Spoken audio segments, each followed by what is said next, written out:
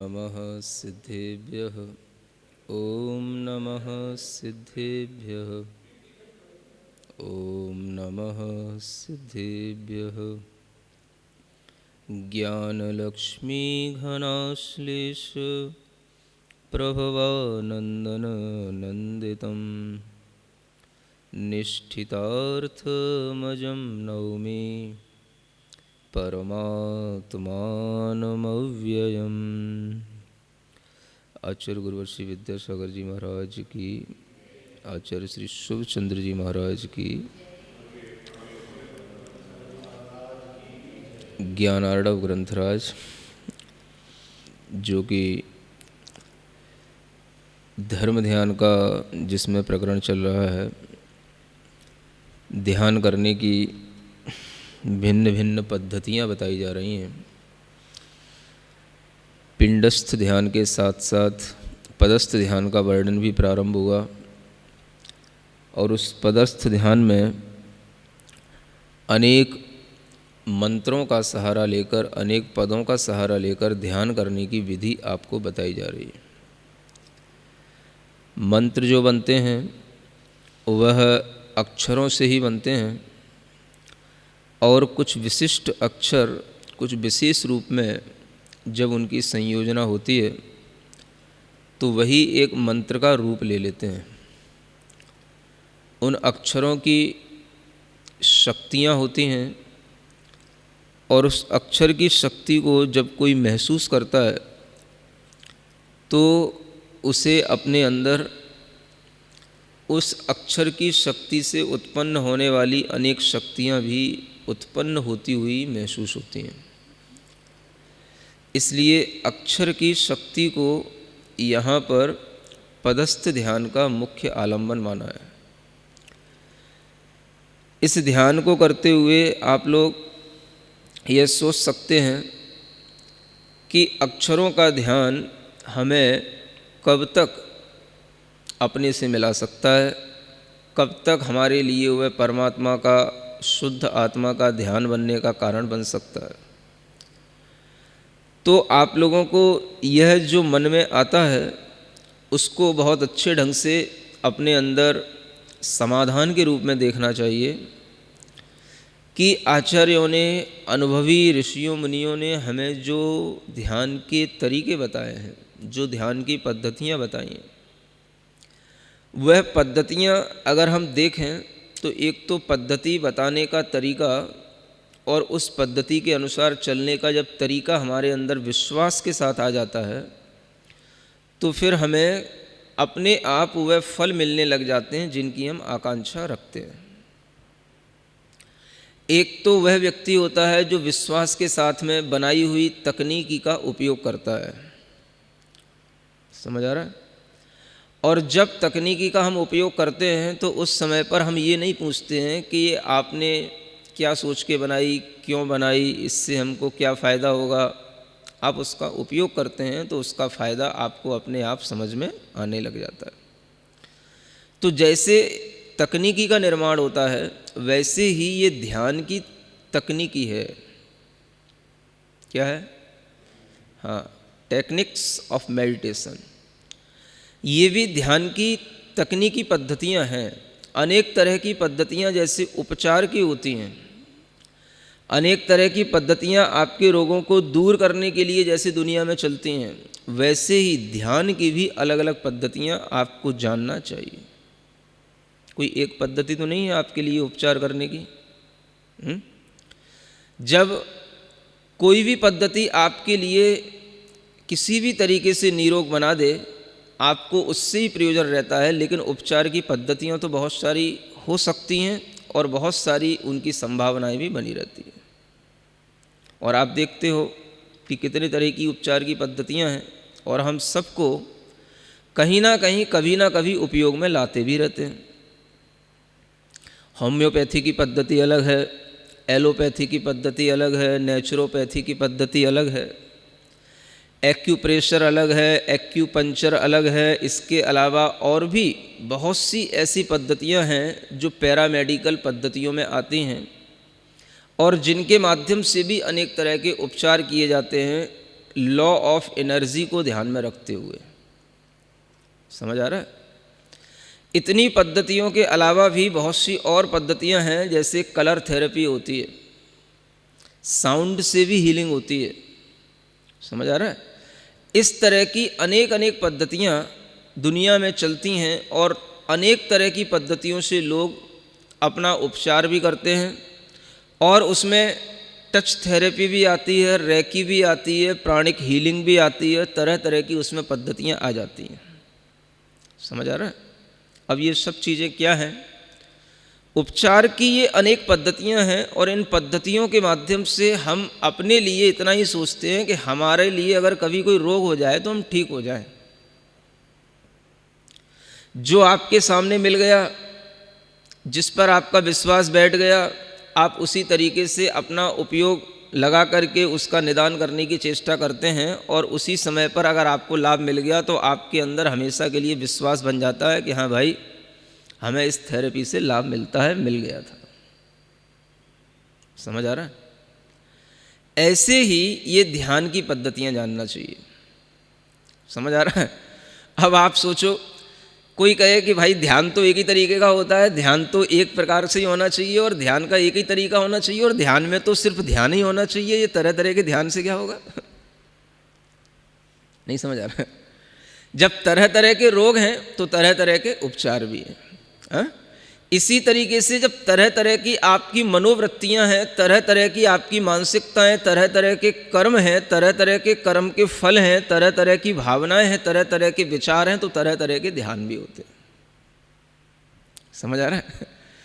ध्यान के ये तरीके हमें जो इन ग्रंथों में इतने बड़े रूप में तरह तरह की वैरायटी के साथ मिल रहे हैं, समझ आ रहा है? ये बड़ा ध्यानियों को आनंद देने वाली चीज़ है। अगर ध्यानी ये सोचने लग जाए कि कौन सा तरीका अपनाऊं, बहुत सारे तरीके हैं, इन्हीं तरीकों से परेशान होने लग जाए, तो इसका मतलब है कि उसे ध्यान में भी कोई इंटरेस्ट नहीं है, और बहुत जल्दी उस बच्चे की तरह फल चाहता है कि बस मुझे रोग हुआ और मैं जल्दी से मुझे दवाई दे दो, मैं ठीक हो जाऊं। समझ आ रहा है?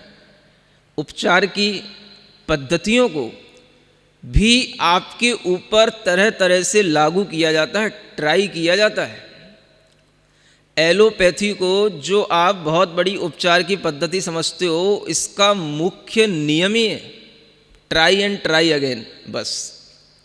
समझ आ रहा है? कोई भी मेडिसिन बनी, ट्राई करो, क्या इसका रिजल्ट आ रहा है, क्या इसके साइड इफ़ेक्ट्स आ रहे हैं, क्या इसके बेनिफिट्स आ रहे हैं, सब ट्राई करते जाते हैं। किसके साथ में कौन सी औषधि का हमें उपयोग करना है, इस कॉम्बिनेशन का भी ट्राई किया जाता है।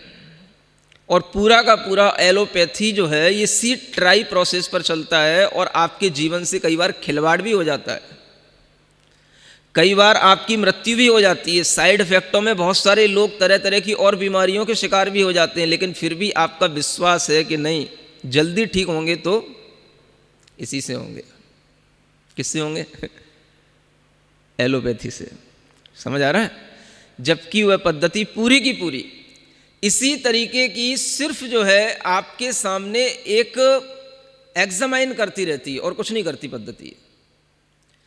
कुछ पद्धतियां ऐसी होती हैं जिनके साइड इफेक्ट्स नहीं होते हैं, जिनकी लिए उपयोग में लाने पर थोड़ा सा समय लग सकता है, लेकिन अगर वह पद्धति आप पर लागू हो गई तो रोग को भीतर से दूर करके ही रहेगी, आपको पूरी स्वस्थता देगी। ऐसी पद्धतियों में यह जो पद्धतियां आती हैं, जैसे नेचुरोपैथी की पद्धतियां हैं, आयुर्वेद की पद्धतियां हैं, ये सब पद्धतियां ऐसी होती हैं जिनके माध्यम से आपको धीमे धीमे लाभ मिलता है, और वह लाभ धीमे धीमे आपके भीतर स्वस्थता दे करके आपको पूर्ण स्वस्थता की ओर ले जाता है।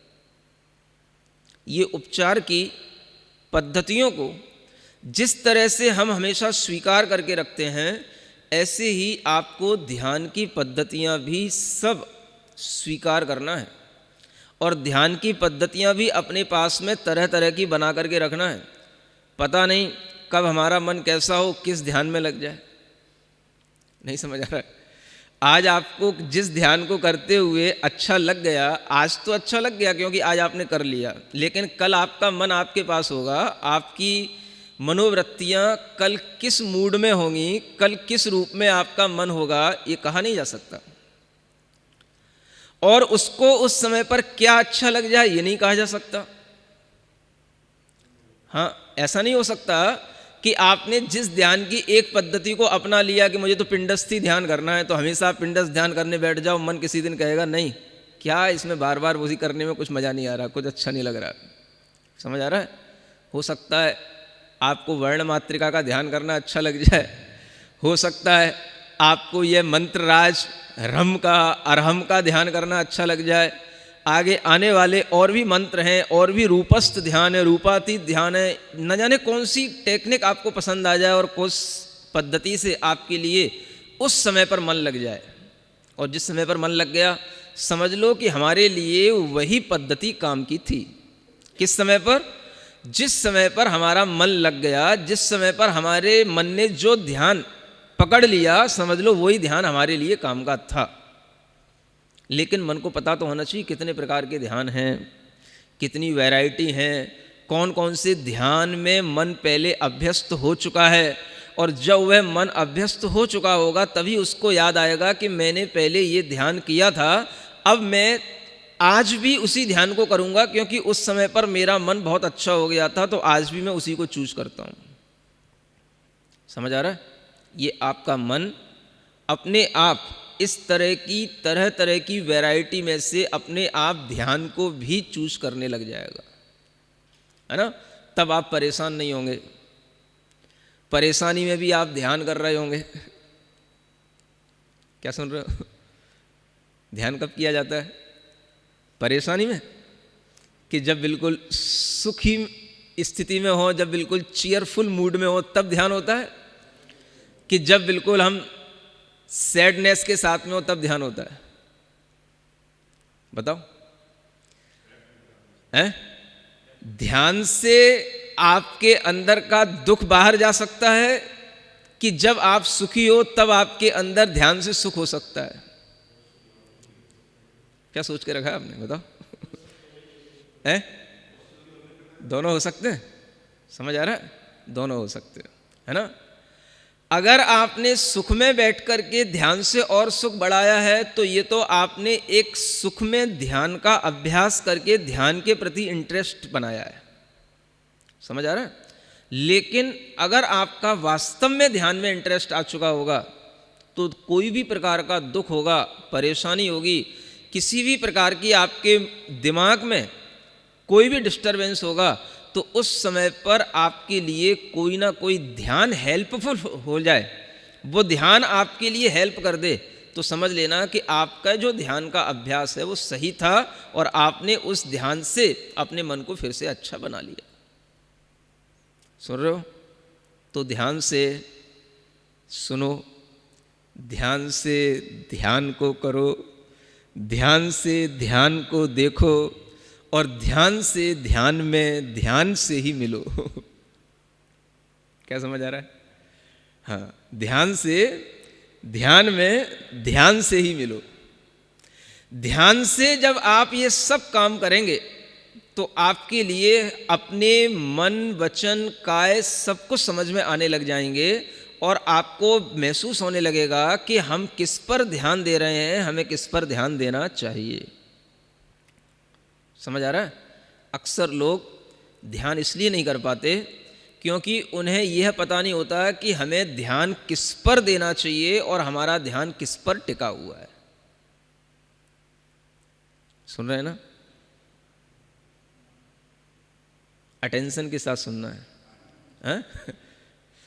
जब आप प्लेटफॉर्म पर होते हैं तो आपको एक वार्निंग दी जाती है, अटेंशन प्लीज। अटेंशन हर जगह पर आपके लिए अटेंशन जरूरी है। अटेंशन का मतलब ही होता है कि हम जो कह रहे हैं, जो कहने जा रहे हैं, उसको आप सुनने के लिए अपना पहले मूड बना लें। कौन सी गाड़ी किस प्लेटफॉर्म पर आ रही है हम आपको बताने जा रहे हैं, इसलिए सबसे पहले एक डिक्लेरेशन होता है, अटेंशन प्लीज। समझ आ रहा है? और जैसे ही आप ये वर्डिंग सुनते हैं तो आपके दिमाग एकदम से बिल्कुल कहीं भी आप हो रहे हो, कहीं भी जा रही हो, कहीं भी आप किसी से बात कर रहे हो, प्लेटफॉर्म पर घूम रहे हो, एकदम से आप थोड़ी देर के लिए सुनना है कहीं वही गाड़ी तो नहीं है जिसका हम इंतजार कर रहे थे, वही तो नहीं आने वाली है। समझ आ रहा है? कौन से प्लेटफॉर्म पर आने वाली ध्यान रखना है, नहीं तो पता पड़ा गाड़ी तो आ जाएगी और कब चली जाएगी पता नहीं पड़ेगा, और तुम कौन से प्लेटफॉर्म पे घूमते रह जाओगे ये भी पता नहीं रहेगा। समझ आ रहा है? तो ध्यान किसका करना, जिन लोगों को ये पता नहीं होता कि हमें कहाँ पर ध्यान देना चाहिए, वो लोग ही ध्यान से दूर रहते हैं। क्योंकि आप पूछेंगे किन्हीं भी लोगों से, चाहे बच्चे हों, यंगस्टर हों, उनसे आप पूछेंगे भाई ध्यान किया करो, थोड़ा सा ध्यान से रहा करो, तो वो सबसे पहले यही कहेंगे हमें क्या ध्यान से लेना देना, हमें किसका ध्यान करना, हमें ध्यान करने में कोई मज़ा नहीं, हमें ध्यान करने में कोई मतलब नहीं है। क्यों बोलते हैं ऐसा? क्योंकि उनको यह पता नहीं होता कि ध्यान कहाँ पर किसका किया जाता है। जब हमारे दिमाग में ये चीज़ें आने लग जाती हैं कि हमें किसका ध्यान करना, किसके लिए ध्यान करना, कहाँ पर ध्यान करना, तो आपका ध्यान अपने आप अपने अंदर वह ध्यान की प्रोसेस ले आता है, और आप इतने सारे जो ध्यान की टेक्निक आपको बताई जा रही हैं उनमें से किसी ना किसी में वह चिपक जाता है, किसी ना किसी में लग जाता है। दुख को दूर करने का उपाय भी ध्यान है, सुख को बढ़ाने का उपाय भी ध्यान है। समझ आ रहा है? सुखी हो तो सुख को बढ़ाओ, और दुखी हो तो दुख को दूर करो। किससे करो? ध्यान से ही करो। मन का दुख अगर आपको कभी मिलेगा और मन के दुख से कभी आप दुखी होंगे, तो मन का दुख दूर करने का एकमात्र उपाय मेडिटेशन ही है, कोई मेडिसिन नहीं है। समझ आ रहा है? कोई मेडिसिन ऐसी बनी ही नहीं। साइंस ने इतना डेवलपमेंट कर लिया, लेकिन फिर भी कोई ऐसी मेडिसिन नहीं बनी जो आपके दुखी मन को सुखी बना दे। पूछ लेना, चाहे WHO से पूछ लेना, चाहे US UK में जाकर के घूम करके पूछ लेना, किसी भी नेट पर ढूंढ लेना, मन को सुखी बनाने की, मन के दुख को दूर करने की कौन सी मेडिसिन है, ये पूछ लेना। समझ आ रहा है? हाँ। और मन दुखी तो कभी भी हो सकता है, बार बार हो सकता है, किसी भी कारण से हो सकता है, और बिना कारण के भी हो सकता है। नहीं समझ आ रहा? मन को दुखी होने के लिए कोई कारण ढूंढने की आवश्यकता नहीं है, बिना कारण भी हो जाता है वो। क्योंकि दुख में रहने का उसका एक स्वभाव पड़ा है, नेचर है उसके अंदर। समझ आ रहा है? कब वह दुख में डूब जाए, कब वह दुखी हो जाए, कब वह उसको पता ही ना पड़े किस कारण से दुखी है, और उस मन को अगर आप ना समझ पाओ तो कितनी देर तक आप उस दुख में डूब जाओ ये भी आपको पता ना पड़े, तो ये आपकी बहुत बड़ी मिसअंडरस्टैंडिंग होगी, बहुत बड़ी आपकी एक नासमझी होगी। समझ आ रहा है? समझदार लोग वो होते हैं जो अपने मन को हमेशा देखते रहते हैं और ये समझते रहते हैं कि मन में कब दुख आ रहा है और वह दुख कितनी देर तक चल रहा है। समझ आ रहा है? जब आपके लिए इतना देखने में आने लग जाए, समझ में आने लग जाए, तब आपको समझ में आएगा कि what is the importance of meditation. तब आपको समझ में आएगा। जे कितने ही दुनिया में ऐसे लोग हैं जिन्हें पता ही नहीं होता दुख क्या है, दुख में कब से डूबे हैं, कब तक डूबे रहेंगे, दुख को ही उन्होंने अपना जीवन बना लिया। समझ आ रहा है? डूबे हैं तो डूबे ही हैं, पड़े हैं तो पड़े ही हैं, रो रहे हैं तो रो ही रहे हैं, उदास हैं तो उदास ही हैं। जब तक उनके पता नहीं है क्या है, तो उनको भी कभी कभी दुख उनके ऊपर इतना हावी हो जाता है कि किसी से आप पूछो भाई दुखी क्यों, उसे ये नहीं पता होता हम दुखी क्यों हैं। समझ आ रहा है? आप किसी से पूछ के देखना, कभी किसी से पूछ के देखना भाई आपको क्या दुख है, क्या गम है, आप किस कारण से दुखी हो रहे हो, तो वो खुद नहीं सोच के बता पाएगा कि क्यों दुखी हो रहा हूं, कोई कारण ही नहीं।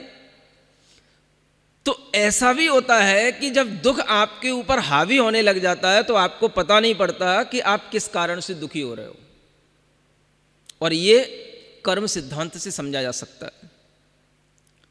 आत्मा में हमेशा साता वेदनी या असाता वेदनी कर्मों की उदय और उदीर्णा चलती रहती है। समझ आ रहा है? असाता वेदनी का उदय होगा, उसका फ्लो होगा, उसका फोर्स होगा, तो आपके अंदर दुख आएगा। समझ आ रहा है? वो आपको दुख में ढकेलेगी। असाता वेदनी कर्म जो है वो आपको कहाँ ढकेलेगा? दुख में। साता वेदनी कर्म होगा वो आपको कहाँ ढकेलेगा? सुख में। समझ आ रहा है? अब कर्म का जो फोर्स है वो आपके ज्ञान में नहीं होता। आपको इतना पता नहीं होता कि कर्म का फोर्स अलग, माइंड पर उसका जो इफेक्ट पड़ रहा है वो अलग, मेरी जो आत्मा सोल चेतना है वो अलग, और ये सब तीनों कंबाइंड होकर के जब काम करते रहते हैं तो आपको पता ही नहीं पड़ता कि मैं क्या हूं, दुख कहां से आ रहा है, मन कब दुख में डूब गया, मुझे किसके साथ क्या करना है, आपको कुछ पता नहीं होता है। समझ आ रहा है? ये भीतर की साइंस है, इसी को बोलते हैं स्पिरिचुअलिटी। जो व्यक्ति इस तरह से अपनी भावनाओं, अपने विचारों को देखने लग जाता है, जानने लग जाता है, समझने लग जाता है, वही व्यक्ति धीरे धीरे स्पिरिचुअल होने लग जाता है, आध्यात्मिक होने लग जाता है। समझ आ रहा है? भौतिक जगत और एक आध्यात्मिक जगत। भौतिक जगत से तो आप परिचित हैं, लेकिन आध्यात्मिक जगत से आपका कोई परिचय नहीं है। उस आध्यात्मिक जगत से परिचय उन्हीं को होता है जिन्हें ये ध्यान, समाधि, धारणा, प्राणायाम, इस तरह की पद्धतियों में इंटरेस्ट आने लग जाता है। वही आध्यात्मिक जगत से परिचय प्राप्त कर पाते हैं। उन्हीं को पता पड़ता है कि आध्यात्मिक जगत भी बहुत बड़ा है। लोगों को पता ही नहीं है कि अध्यात्म का भी कोई जगत होता है, अध्यात्म का भी कोई संसार होता है। समझ आ रहा है? तो जहां संसार है, अध्यात्म का एक अपना जगत है। जगत का मतलब बहुत बड़ा संसार है। जहां संसार है तो संसार में बहुत सारी चीजें होती हैं। जैसे आपकी लौकिक जगत में, भौतिक जगत में जैसे आपको बहुत सारी चीजें दिखाई देती हैं, तरह तरह की आपको एनर्जी दिखाई देती, तरह तरह की चीजें दिखाई देती हैं। कहीं केमिकल एनर्जी काम में आ रही, कहीं मैग्नेटिक एनर्जी काम में आ रही, कहीं इलेक्ट्रिक एनर्जी काम में आ रही, कहीं इलेक्ट्रोमैग्नेटिक एनर्जी काम में आ रही, कहीं काइनेटिक एनर्जी काम में आ रही। तरह तरह की चीजें आपके लिए यूज में आ रही हैं। ये सब क्या है? ये सब भौतिक जगत की ऊर्जा है। भौतिक जगत में आप जी रहे हो, भौतिक जगत का उपभोग कर रहे हो। आपको पता ही नहीं है कि स्पिरिचुअलिटी में आपके अंदर जो आध्यात्मिक जगत होता है उसमें भी बहुत सारी एनर्जी होती है और बहुत सारी शक्तियां होती हैं, और उसका भी बहुत बड़ा संसार है। उसको भी हमें अपने काम में लेना चाहिए, और उसको अगर काम में लोगे तो ही आप कुछ काम के आदमी बन पाओगे। क्या कह रहा हूं?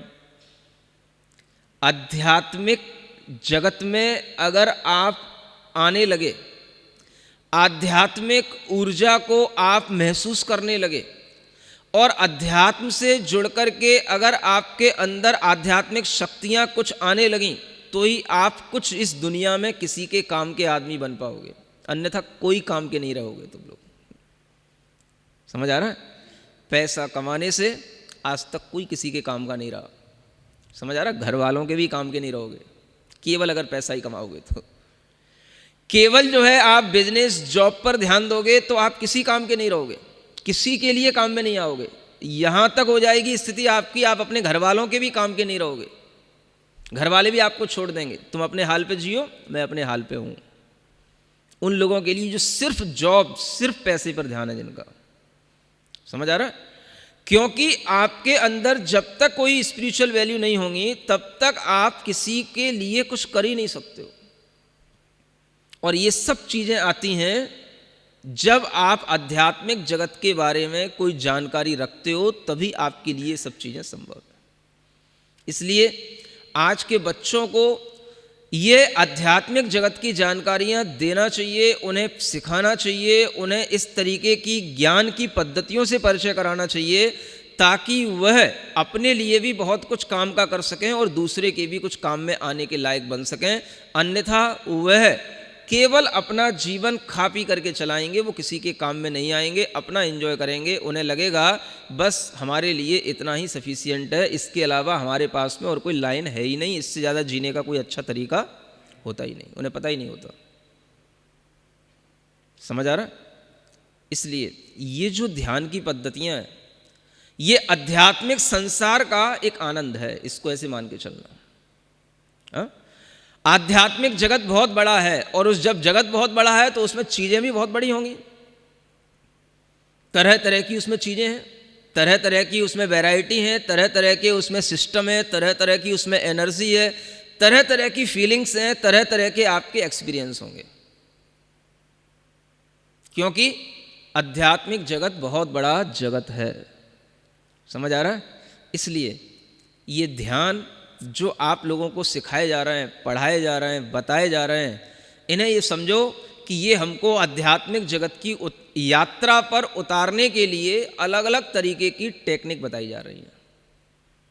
सब कर लो, जिसमें आपका मन अच्छा लग जाए उसको ज़्यादा कर लो, जिसमें कम लग जाए उसमें सोचने की कोशिश करना कि हमारा मन इसमें कम क्यों लग रहा है। कहीं ना कहीं हमारे मन में कुछ ना कुछ व्यवधान है, कोई ना कोई डाउट है, किसी ना किसी बात को लेकर के परेशानी है, इसलिए हमारा मन इस प्रकार के ध्यान में नहीं लग रहा है। समझ आ रहा है?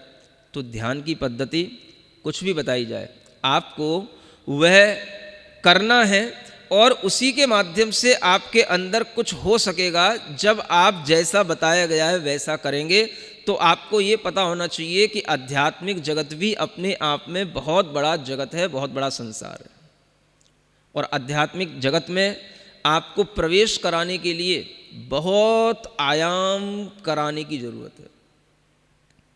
समझ आ रहा है? सूक्ष्म में प्रवेश बहुत कठिन होता है। किसमें? सूक्ष्म में। हाँ? जो चीज़ें हमारी किसी मशीन से पकड़ने में नहीं आ रही हों उसको समझना। आपके विचारों को कितनी मशीनें पकड़ पाती हैं? आपके मन के भावों को कितनी मशीनें पकड़ पाती हैं? जो चीज़ें किसी मशीन की पकड़ में नहीं आ रही हैं वो चीज़ें आपकी पकड़ में आएंगी। समझो वह कितना सूक्ष्म जगत है। आध्यात्मिक जगत कितना है? सूक्ष्म जगत है। और उस सूक्ष्म जगत में जितनी भी चीज़ें आपके पास तक पहुँचेंगी उनकी यात्रा कराने के लिए, वहाँ तक पहुँचाने के लिए आचार्यों ने बड़े बड़े आयाम किए हैं। सूक्ष्म तक पहुँचने के लिए हमारा मन भौतिक दुनिया में ही लगता है, स्थूल में ही लगता है, बाहर की ही सब एनर्जी में लगा हुआ होता है। उसी को लगा करके, उसी को समझा करके फिर धीरे से उसको डाइवर्ट करके आपको भीतर की दुनिया में पहुंचाना, ये इस ध्यान का मुख्य उद्देश्य होता है। समझ आ रहा है? देखो अब यहाँ पर क्या होने वाला है, हैं? सुनना चाहेंगे? ओम अरहम नमः। देखो कैसे होता है। जिस मंत्र राज का ध्यान करने के लिए आपको कल बताया गया, जिसे अरहम मंत्र कहा गया है ना, कुछ ग्रंथकारों ने उसको हिरम के रूप में भी लिखा। हा में नीचे भी रा है, रेफ है, रकार है, और ऊपर भी हा में रेफ है, चंद्र बिंदु है, कला है। समझ आ रहा है? लेकिन इसको बोलना, इसका ध्यान करना कठिन होता, तो इसके आगे एक स्वर लगाया गया। तो इसको कुछ लोगों ने इसको अरहम भी माना, कुछ लोगों ने इसको रम के रूप में ही स्वीकार किया। हाँ, रम। लेकिन उस रम का भी उच्चारण पूरा नहीं हो पाता, क्योंकि नीचे की री भी बोलना है आपको, ऊपर की री भी बोलना है। आप एक ही री बोल पाओगे? बोल के दिखा लो। हैं? अगर नीचे की री बोलोगे तो हिरी आएगा, हरी, और ऊपर की री बोलोगे तो रम आएगा, और दोनों एक साथ बोलना। एक ही अक्षर पे नीचे भी री है और ऊपर भी रा है। क्या करोगे बोलो? समझ आ रहा है? उसके लिए ही हमें सपोर्ट लेना पड़ता है स्वर का। तो सबसे बड़ा स्वर अ, शुद्ध ब्रह्म का उपासक। समझ आ रहा है? वह आ जब उसमें जोड़ा जाता है तब आप कुछ उसको बोल पाते हो, अरहम। समझ आ रहा है? रम को बोलने के लिए भी आ का सहारा लिया जाता है, तब बोल पाते हो आप अरहम। इसलिए इस मंत्र राज को बहुत से लोगों ने अरहम माना, बहुत से लोगों ने केवल हिरम माना, और हिरम में भी एक इसको शब्द दिया गया, एक अनाहत मंत्र, जो हा के रूप में, जो उसकी री है, रेफ है, इन सबको मिलाकर के एक अनाहत का रूप बनता है। और उस अनाहत मंत्र के साथ में यह मंत्र राज आ के साथ में मिलकर के मंत्र राज बन जाता है अरहम के रूप में, है ना। तो यहाँ कहा जा रहा है कि इस मंत्र राज के विषय में अलग अलग लोगों की अलग अलग धारणाएं हैं। बुद्धः कैश्चित् हरिः कैश्चित् अजः कैश्चिन् महेश्वरः शिवः सार्वस्तथैशानः सोऽयं वर्णः प्रकीर्तितः। कहते हैं कितने ही लोग तो इस ह्रम अक्षर को हरि मानते हैं। क्या समझ आ रहा है? हरि को भी इसी ह्रम के अक्षर से ही माना जाता है ना। और इस तरीके के बीजाक्षरों का उपयोग सब जगह होता है। जो हिंदू पद्धति है उसमें भी होता है, बुद्धों के यहाँ पर भी होता है। इसलिए यहाँ कहा जा रहा है कितने ही लोगों ने इसको बुद्ध माना, कितने ही लोगों ने इसको हरि माना, कितने ही लोगों ने इसको ब्रह्मा माना, कितने ही लोगों ने इसको महेश्वर माना, कितने ही लोगों ने शिव माना, कितने ही लोगों ने इसको सार्व माना और कितने ही लोगों ने इसको ऐशान माना, ईशान माना। समझ आ रहा है? ये तरह तरह के जो जिसके देवता हुए उन्होंने उस देवता को उस नाम से तो माना, लेकिन इस ह्रम अक्षर के साथ ही सबने ध्यान करने की एक तकनीकी स्वीकार की है। और ये अन्य मतांतरों का नाम लिख करके यहाँ पर आचार्य आगे कहते हैं कि ये वास्तव में यथार्थ में ये अक्षर है क्या, वो यहाँ आगे बताते हैं। मंत्र मूर्तिम समादाय देवदेवः स्वयं जिनः सर्वज्ञ सर्वगः शांतः सोयम साक्षात् व्यवस्थितः। अब देखो क्या कहा जा रहा है। इस अक्षर को आप केवल अक्षर नहीं समझना, इसको आप क्या मानना, यह मंत्र की मूर्ति को ग्रहण करके, मूर्ति माना होता है शरीर, मंत्र का एक शरीर समझ लो। मंत्र में जो आकृति बन रही है वो क्या हो गया, उसका शरीर हो गया। उस मंत्र के शरीर को समझ करके आप क्या समझना, यह देव देवः स्वयं जिनः, यह मंत्र नहीं है, ये स्वयं जिन है, देवाधिदेव है। क्या सुन रहे हो? मंत्र का आकार नहीं है, ये जो मंत्र का शरीर दिखाई दे रहा है, मंत्र की आकृति दिखाई दे रही है, किसकी आकृति है? ये जिन की आकृति है। देव देव देवाधिदेव है, ये सर्वज्ञ है, यह मंत्र ही सर्वज्ञ है। सर्वगह सभी ओर जाने वाला, सबको जानने वाला। समझ आ रहा है? आप कहते हो पूरे विश्व में भगवान जाता है, फैलता है, पूरे विश्व में भगवान है, यह सर्वगह कहलाता है। यह सर्वगह भी यह मंत्र ही है। शांत है, और यह कैसा है मंत्र? शांत है, शांति देने वाला है। सोयम साक्षात व्यवस्थित है। इसलिए इस मंत्र को लेकर के जब आपको ये भाव करना पड़े सो हम, तो इस मंत्र को लेकर के सो अयम, यह ही मैं हूँ, यह ही मैं हूँ, ऐसा सोहम का भाव भी इसी के साथ में ही करना है। अब आप देखो यहाँ आपको किस ओर ले जाया जा रहा है। मंत्र बताया, मंत्र में छिपे भगवान को बताया, मंत्र में छिपे भगवान की केवल ज्ञान स्वरूप आत्मा को बताया, मंत्र में छिपे भगवान के अंदर उस ज्ञान में आने वाले जितने भी ज्ञेय हैं उन सबको बताया। समझ आ रहा है? इस मंत्र को आप केवल अक्षर ना समझना, इस मंत्र को आप साक्षात जिन समझना और देवादिदेव समझना। ऐसे पहले इस मंत्र के विषय में अपना विचार अच्छा बना लो। समझ आ रहा है? ये घर के वो अक्षर नहीं है जो आपकी वर्णमाला के बोर्ड पर टंगे हुए हैं। समझ आ रहा है? ये कुछ अलग हैं, अक्षर वही हैं, लेकिन इसमें जो एनर्जी है, इसमें जो फीलिंग है वो अलग है। चीज़ें तो वही रहती हैं, बस उनका स्वरूप बदलता है। समझ आ रहा है? एनर्जी का जो फंडा है वो भी यही है कि एनर्जी कभी मिटती नहीं, can not be destroyed, can not be generated. समझ आ रहा है? It can only change form from one two another. केवल इसकी फॉर्म चेंज होती है। समझ आ रहा है? तो आप ये ध्यान में लेकर के चलो कि जो आपने आ र ह म सीख रखा है वो आ र ह म दूसरा है, और ये जो आ र ह म आ रहा है ये दूसरा है। क्यों दूसरा है? क्योंकि इसकी फॉर्म ही चेंज हो गई है। इसके पीछे का जो लॉजिक है वही पूरा का पूरा चेंज हो चुका है, इसके पीछे का जो साइंस है वो पूरा का पूरा बदल चुका है। ये वो आपका घर की बताई हुई वर्णमाला नहीं है जो आपने पढ़ करके छोड़ दी है, ये है वही वर्णमाला, इसके स्रोत वही हैं, लेकिन इसमें जो है वो अलग है। समझ आ रहा है? एक ही चीज कितने रूपों में काम आती है। आपको सामने यहां पर ये लाइटिंग दिख रही है, कहां से बन करके आई ये लाइट? क्या इसका पहले स्वरूप था? किससे बनती है लाइट? पानी से बनती है। पानी को देखो, पानी में क्या इतनी लाइट है? तो पानी से इतनी लाइट कैसे बन गई और पानी से इतनी ऊर्जा कैसे बन गई जो आपको इतना सारा प्रकाश दे रही है? क्या समझ आ रहा है? काम में तो हमने वह पानी ही लिया, पानी से ही वो ऊर्जा बनी, पानी की ही ऊर्जा को कन्वर्ट किया गया और आज ये इलेक्ट्रिक के रूप में आपके सामने इतना सारा लाइट दिख रही है। ये सब उस पानी से आई, लेकिन वह पानी नहीं है। सुन रहे हो? क्या नहीं है? पानी नहीं है।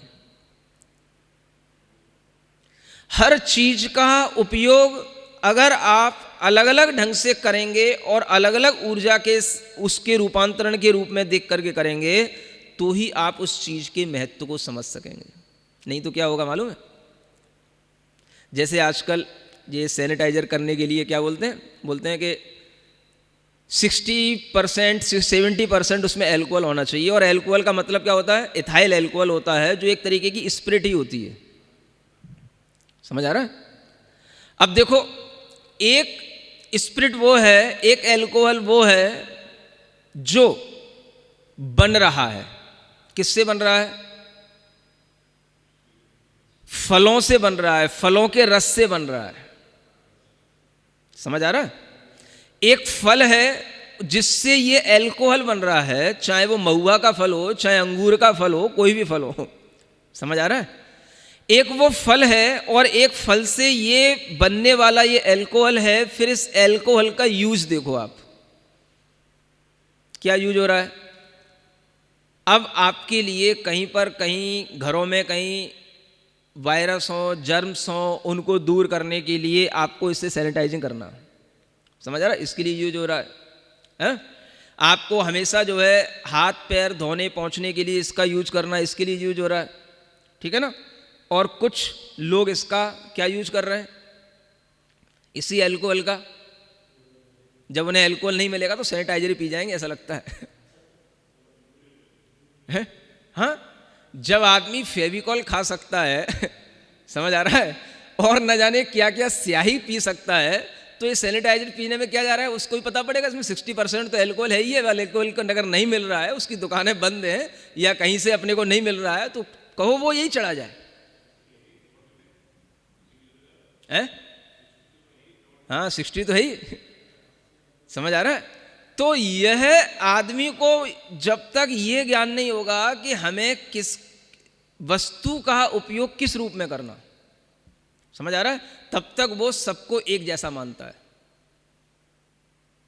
जो एल्कोहल मिल रहा है दुकानों पर वो भी एल्कोहल है। जिस एल्कोहल के बेस से होम्योपैथी दवाई बनती हैं उसमें भी एल्कोहल है। जिस एल्कोहल का उपयोग कभी कभार डॉक्टर एज ए मेडिसिन आपके लिए करता है, इंजेक्शन या टैबलेट के रूप में, वो भी एल्कोहल है।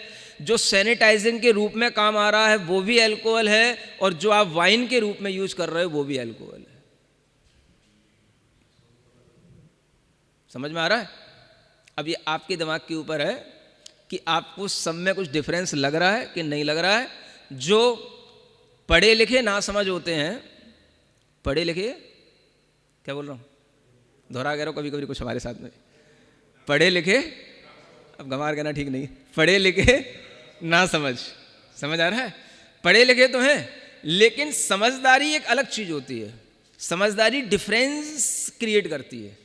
क्या चीज हमारे लिए हार्मफुल है, क्या चीज यूजफुल है, ये समझदारी का काम होता है। समझ आ रहा है? तो पढ़े लिखे ना समझ भी और जो ना समझ है वो भी सब एक ही लाइन में लग जाते हैं। कब? जब उन्हें एल्कोहल में कोई अंतर दिखाई नहीं देता। समझ आ रहा है? तो हर चीज का अपना अलग अलग फॉर्मेशन है, हर चीज का यूज अलग अलग है, और हर चीज चाहे वो किसी भी चीज से बनी हो, अगर उसका फॉर्म कुछ नया बन गया है तो वो चीज ही अपने आप में अलग हो जाती है। समझ आ रहा है? तो इसलिए बता रहा हूं, ये जो अरहम के अक्षर हैं, ये वो आपके आ का अनार और रा का रथ, समझ आ रहा है, वो भी आपने सीख रखा है, और ये जो अरहम है ये भी अलग है, लेकिन ये अलग रूप में बन चुका है, ये मंत्र रूप में बन चुका है। तो आपको इसमें आ का अनार और रा का रथ नहीं देखना है, हा का हल नहीं देखना है, इसमें कुछ आपको अलग ही देखना है। समझ आ रहा है? ये अरहम तो वही आचार्य कह रहे हैं, इसमें क्या देखना? सर्वज्ञ देखना, जिन देखना, देव देव देखना, विष्णु देखना। विष्णु का मतलब जो व्याप्त होता है पूरे लोक में, ऐसा विष्णु देखना। शिव मतलब जो शांति देने वाला हो, ऐसा शिव देखना। जो भी आपको देखना हो, बुद्ध प्रबुद्ध है, वह सब जो है आपको इसमें देखने को मिलेगा। यह सब एक अरहम के द्वारा ही बताए जाने वाली चीजें हैं। ऐसे इसके इस फॉर्म को इस रूप में देखना। आपने अपने घर में अगर अरहम अपने बच्चे का नाम रख रखा है तो आप ये मत सोचना कि मैं बच्चे का ध्यान करूं कि मंत्रराज का ध्यान करूं। क्या समझ आ रहा है? अब तो बहुत ट्रेंड चल रखा है अरहम का। घर घर में बच्चे का नाम अरहम हो गया है, दुकानों का नाम अलग अरहम हो गया है, सबके है ना, ट्रेड सेंटरों का नाम भी कई करों का अरहम हो रहा है। तो अरहम आपके लिए किसी भी रूप में हो, लेकिन जब आप अरहम ध्यान करने बैठे हैं तो आपको क्या ध्यान आना चाहिए? अरहम मतलब चलता फिरता कोई सर्वज्ञ है, चलते फिरते जिन हैं, चलते फिरते बुद्ध हैं। समझ आ रहा है? भीतर से शांत जागृत कोई आत्मा है। ये सब आपको अरहम के माध्यम से याद में आना चाहिए, इसलिए यहां ये बताया जा रहा है। और भी सुनना। ज्ञान बीजम जगदवंद्यम जन्मज्वलन वारमुचम पवित्रम मतिमान ध्यायेत इमं मंत्र महेश्वरम। क्या कहा जा रहा है? बुद्धिमान पुरुष। कौन सा पुरुष? मतिमान, बुद्धिमान। ये बुद्धिमानों के काम है। समझ आ रहा है? अध्यात्म की यात्रा करना, तरह तरह के ध्यान करना ना समझों के काम नहीं है, ना पढ़े लिखों के काम है। जो पढ़े लिखे समझदार होंगे उनके काम है ना? तो यह बुद्धिमान पुरुष इस मंत्र राज को क्या समझे? ज्ञान बीजम, बीज है किसका? सीड ऑफ नॉलेज, ज्ञान का बीज है ये। समझ आ रहा है? किसी भी तरीके का ज्ञान हो, अध्यात्म ज्ञान का यह प्रमुख बीज अक्षर मंत्र है। आपको अध्यात्म की यात्रा पर चलना है, अध्यात्म का ज्ञान लेना है, तो आपको पहले बीज वपन करना पड़ेगा। कहां पर? बीज कहां वपन किया जाता है? मिट्टी में। समझ आ रहा है? आपके पास कौन सी मिट्टी है? कौन सी मिट्टी में बीज वपन करोगे? जो आपका दिमाग है, ब्रेन, समझ आ रहा है, वो मिट्टी है। उसमें जो विचार आ रहे हैं वो आपके लिए बीज का काम करते हैं, और जैसे बीज आप वपन करोगे वैसे ही उसके अंदर से फल उत्पन्न होंगे, और वही फिर आपके शरीर की एक्शन में आएंगे, और वही फिर बाहर मैनिफेस्ट होंगे। समझ आ रहा है? बीज अगर आप ज्ञान का बोना चाहते हो तो अरहम को अपने दिमाग में भर लो। सुन रहे हो? अरहम के अक्षरों की आकृति अपने दिमाग में भर लो, अरहम की लाइट अपने दिमाग में भर लो, दिमाग को भर लो अरहम से। अगर आप ज्ञान का बीज, केवल ज्ञान का बीज बोना चाहते हैं तो ज्ञान बीजम जगत वंद्यम।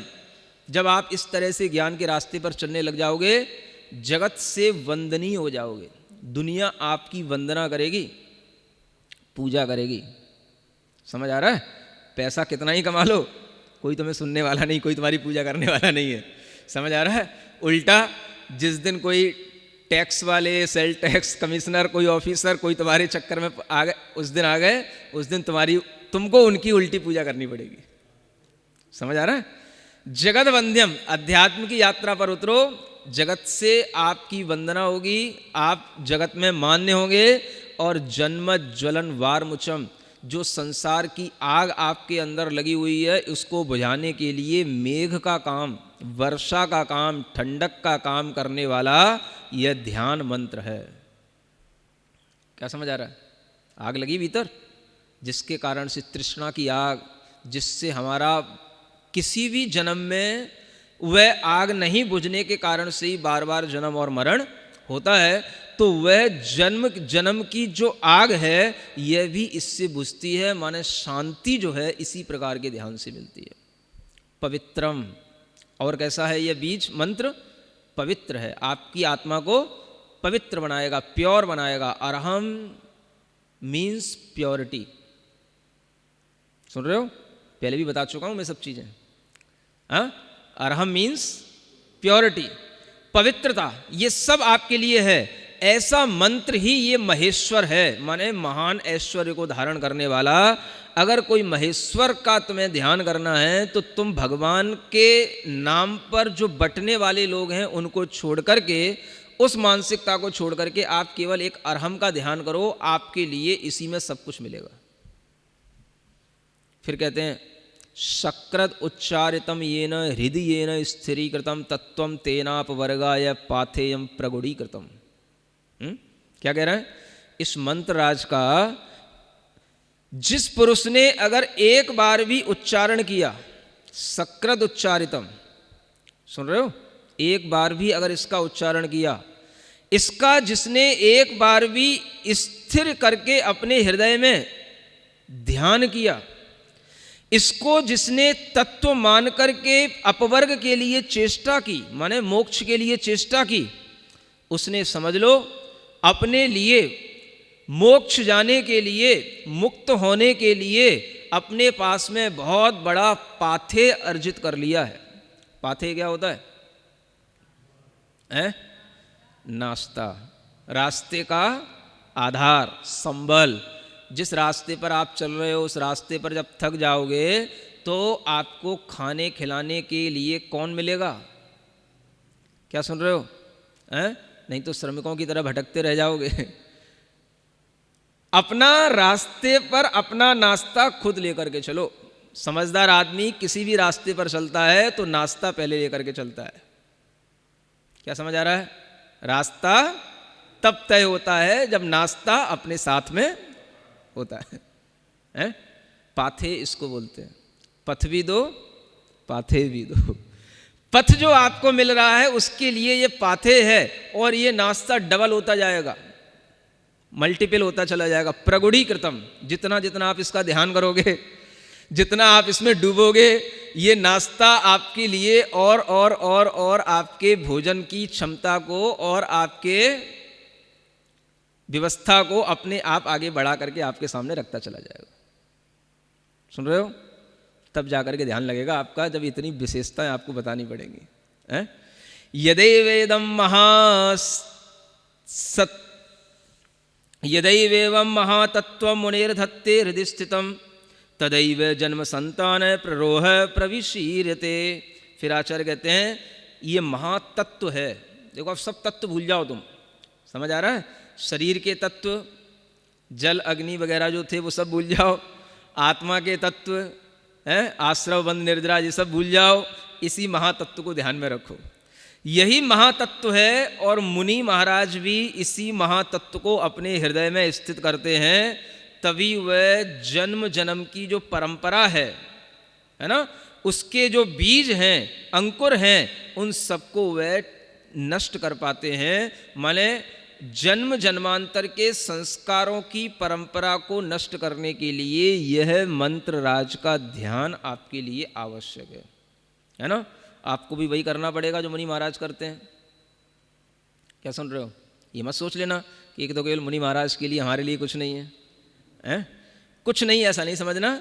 कुछ हमारे लिए भी यदि होगा तो वही होगा जो मुनि महाराज के लिए हो रहा है, क्योंकि हमसे आगे के लोग जो कर रहे हैं हमें भी वही करना है। समझ आ रहा है? ऐसा मत सोच लेना कि हमारे लिए कोई अलग से मंत्र बताया जाएगा। मंत्र तो वही रहेगा।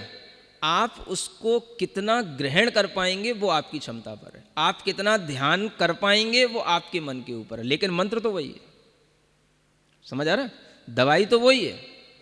जो दवाई बन गई, जो केमिस्ट्री के थ्रू जो मेडिसिन तैयार हो गई, वो तैयार हो गई। अब आप अगर बच्चे हो तो भैया इसकी थोड़ी सी पोटेंसी कम कर देना, माने इसको 1/4 दवाई दे देना एक टैबलेट की 1/4 दे देना, बस। समझ आ रहा है? क्योंकि ये पूरी टैबलेट को सहन नहीं कर पाएगा, बस इतना ही है। समझ आ रहा है? थोड़ा सा और बच्चा बड़ा हो गया, हाँ, कोई और उसको दूसरी बीमारियां नहीं है, तो भैया इसको आधी गोली दे देना चलेगा, है?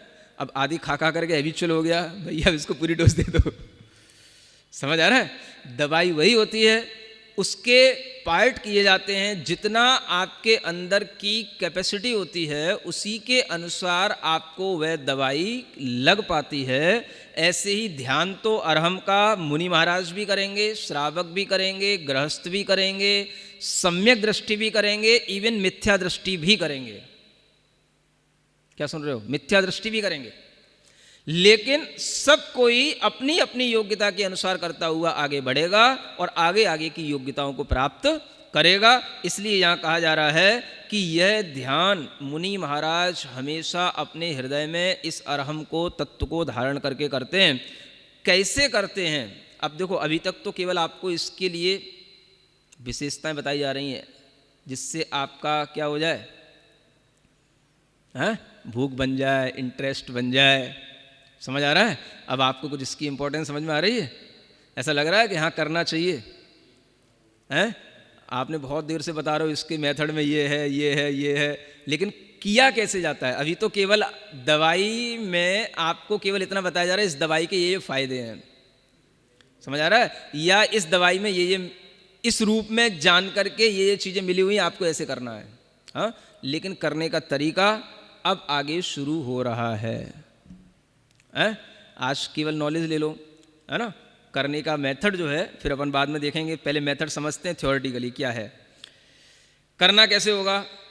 स्फुरंतम भ्रूलता मध्ये विशंतम वदनाम्बुजे तालुरंद्रेण गच्छन्तम स्रवंतम अमृताम्बुवि। हाँ, क्या करना? धैर्य को धारण करके, हाँ, अंतिम इसमें 16, 17, 18, 19 नंबर के 4 श्लोक हैं। मैं 16 के पढ़ने के बाद अब सीधा 19वां पढ़ रहा हूँ। नयंतम परमस्थानम योजयंतम शिवश्रियम इति मंत्राधिपम धीरा कुंभकेन विचिंतयेत। देखो, धैर्य को धारण करने वाला योगी कुंभक प्राणायाम से इस मंत्रराज का चिंतन करता है। किससे? कुंभक जानते हो क्या होता है?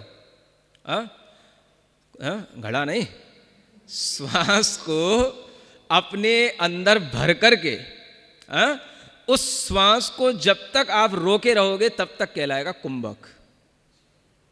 हाँ, पेट में जो आपने श्वास भर ली, जब तक आपकी श्वास भरी रहेगी, रोक पाओगे तब तक कहलाएगा कुंभक।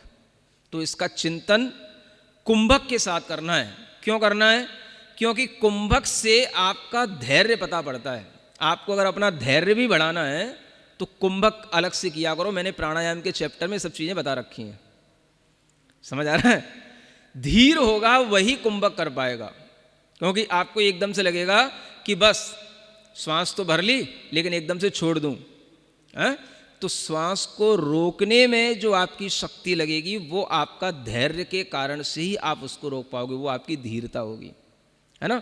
और फिर श्वास को धीमे धीमे छोड़ना वो भी धैर्य से ही होता है, उसको बोलते हैं रेचक। और जो श्वास हमने भीतर ली उसको बोलते हैं पूरक। ठीक है ना। तो कहा जा रहा है कुंभक के साथ में योगी इसका चिंतन करे। कैसे चिंतन करे? यह मंत्रराज, अब देखो ये कैसा मंत्रराज है, स्फुरायमान हो रहा है। कहाँ पर? भौं की लताओं में। समझ आ रहा है? जो अपनी भौएं हैं ना, इस पर घूमता हुआ देखो, है? ये बहुत, जैसे आपको पहले मैं बता चुका हूं, वेगशील जो चीज होती है ना, उसको हम जैसे पकड़ रहे हों वैसे हम इस अरहम का चिंतन करेंगे। इस मंत्रराज को हम वेग के साथ में बहुत जगह जगह पर घूमने वाला, ऐसा हम इसका पहले बाहर चिंतन करेंगे। तो उसका क्या फायदा होगा वो मैं आपको बाद में बताऊंगा। पहले आप इसको सुन लें कि भौं की लताओं के मध्य में स्फुरायमान होता हुआ फिर एकदम से कहाँ चला गया? हमारे मुख कमल में घुस गया। विशंतम मुखाम्बुजम, समझ आ रहा है, मेरे मुखकमल में प्रवेश कर गया। फिर क्या चला गया, तालु की जो छिद्र होती है उसमें गमन करने लगा, जो तालु होता है ऊपर उसमें जाने लगा। फिर वहां पर क्या होने लगा, एक वहां पर उससे अमृत का झरना झरने लग गया, समझ आ रहा है। वहां से होकर के वो हरम कहाँ आ गया, हमारे नेत्रों की पटल पर आ गया है। फिर वहां से कहाँ चला गया, हमारे बालों पे घूमने लगा, केसों पे आ गया। फिर वहां से कहाँ चला गया, ज्योतिष मंडल में चला गया, चंद्रमा, सूर्य, तारे, नक्षत्र, इस स्थानों पर चला गया और वहां पर खूब घूम रहा है। और फिर वहां पर चंद्रमा के साथ स्पर्धा कर रहा है।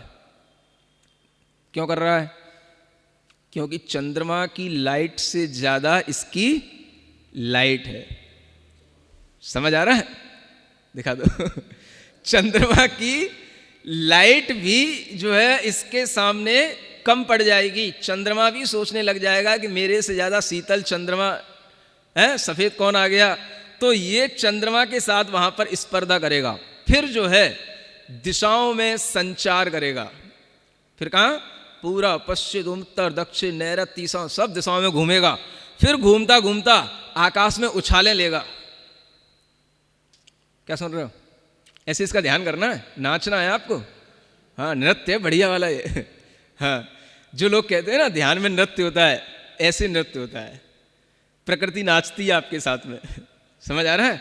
फिर वह ध्यान में ही इस तरह का चिंतन करता है, आकाश में उछालें ले रहा है, जितनी उछालें ले सको, जिस तरीके की ले चलो, समझ रहा है। अगर आपने कभी जिम्नास्टिक देखा हो तो उसकी सारी की सारी जो प्रोसेस होती है, एक्टिविटी होती है, जैसे भी आपको याद आ जाए सब तरीके से इस आराम के साथ कर लेना और तुम वहीं खड़े रहना। क्या समझ आ रहा है, आकाश में उछलता हुआ। फिर आकाश में उछलने के साथ साथ जो चंद्रमा के अंदर जो कलंक दिखाई देता है, चंद्रमा के अंदर जो आपको वो दिखाई देता है, एक कोई कहता है मृग का चिन्ह है, कोई कहता है एक खरगोश का चिन्ह है, इस तरीके का जो उसके अंदर एक काला धब्बा दिखाई देता है, उसके समूह को भी छेदता हुआ, समझ आ रहा है। और संसार में जितना भ्रम है उस सब भ्रम को दूर करता हुआ सीधा कहां पहुंचा, लोक के अग्रभाग पर 8वीं पृथ्वी सिद्ध शिला के ऊपर जो मोक्ष स्थान बना हुआ है, उस मोक्ष लक्ष्मी से जाकर के मिलता हुआ उसका ध्यान करना है। वहां जाकर के मिलेगा, वो क्या मिलेगा, अरहम। समझ आ रहा है, पहले इसको मिलाने दो, फिर ये तुमको मोक्ष लक्ष्मी से मिलाएगा। नहीं समझ आ रहा है? किसी से विवाह किया, करना होता है तो क्या करना होता है? बीच के किसी भी व्यक्ति को हम पहले भेज करके भाई देखा क्या होता है, कैसे होता है, सही है कि गलत है?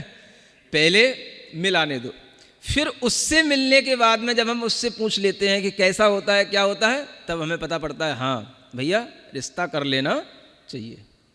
समझ आ रहा है? ऐसे ही ये अरहम आपको मोक्ष तक ले जाएगा। पहले इसे मोक्ष की यात्रा कराओ आप अपने चिंतन से, है? मोक्ष लक्ष्मी से इसे मिल के आने दो, फिर ये आपके अंदर प्रवेश होगा, तब ये आपको बताएगा कि मोक्ष लक्ष्मी में क्या क्या है, मोक्ष में क्या क्या है, क्या वहाँ का आनंद है और दुनिया में क्या क्या है, कितने भ्रम हैं, क्या सच्चाई है, उस सत्य से भी परिचय आपको यह अरहम आपके अंदर बैठ करके आराम से कराएगा। समझ आ रहा है? अनन्य शरण साक्षात संलीनैक मानुष तथा स्मरत्यसौ ध्यानी यथा स्वप्नेपि न स्खलित। कहते हैं कि ध्यान करने वाला ध्यानी इस मंत्र राज को जब ध्यान करता है तो फिर और किसी की शरण में नहीं जाता, इसी की शरण में रहता है, और किसी की शरण ना लेकर के इसी में लीन हो जाता है। साक्षात तत्संलीनैक मानस है, उसका मानस उसी में लीन हो जाता है, और वह इतना लीन हो जाता है कि स्वप्न में भी वह इस मंत्र के ध्यान को नहीं छोड़ता है। इतनी लीनता के साथ में ध्यान करने वाला ध्यानी इस मंत्र राज की शक्ति को प्राप्त कर पाता है। समझ आ रहा है? इति मत्वा स्त्रीभूतम सर्वावस्थासु सर्वथा नासाग्रे निश्चलम धत्ते यदि वा भ्रूलतांतरे। ऐसे पूर्वोक्त प्रकार से इस महामंत्र के ध्यान के विधान की विधि को जान करके जो व्यक्ति समस्त अवस्थाओं में स्थिर स्वरूप हमेशा नासिका के अग्रभाग पर अथवा भौं की लताओं के मध्य में इसको जो ध्याता है वो इसका निश्चल ध्यान करने वाला ध्याता कहलाता है। माने इसका ध्यान कैसे करें, या तो नासाग्र स्थिति में आकर के करें अथवा भ्रूलता के मध्य में माने अपनी दृष्टि टिका करके इसका ध्यान करें।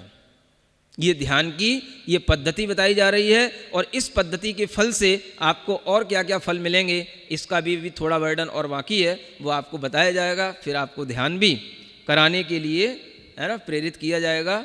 आज के लिए इतना ही पर्याप्त है। बोलो महावीर भगवान की जय।